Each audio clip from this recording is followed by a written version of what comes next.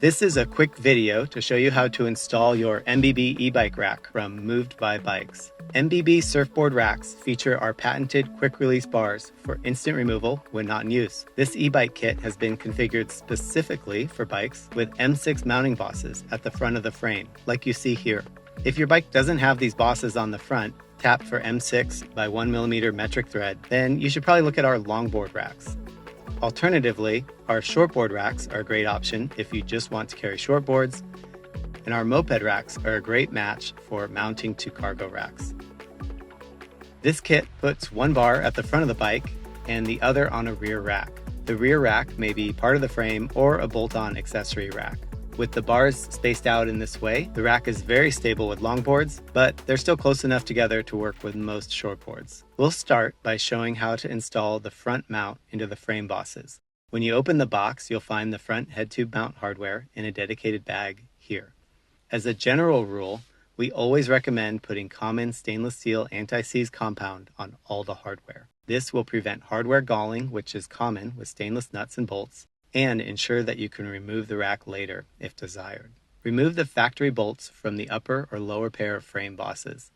Installation is as simple as bolting the head tube assembly directly into the frame, with the angle of the mounted tube being set as the bolts are tightened. If you have brake and shift lines, make sure that you have free rotation of the handlebar after installation. You may need to tie cables up with a zip tie or strap to ensure free rotation. Next, we'll install the rear mount. The mount comes pre-assembled in a dedicated bag here.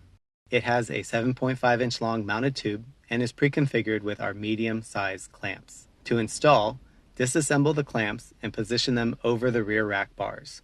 Reassemble and lightly tighten the first clamp set, and then repeat for the second set. With both clamp sets in place, you can slide the mounted tube into the tube clamps. The push button hole in the mounted tube should be closer to the side of the bike you will carry the board on. Align the mounted tube to the desired angle and tighten the bolts all the way. Make sure you tighten both clamp bolts together so the two halves of the clamp block remain roughly parallel to each other as they are tightened. If you find that the clamp blocks are too large or too small to fit the bars of your rear rack, there are two other sizes of clamp blocks in the kit.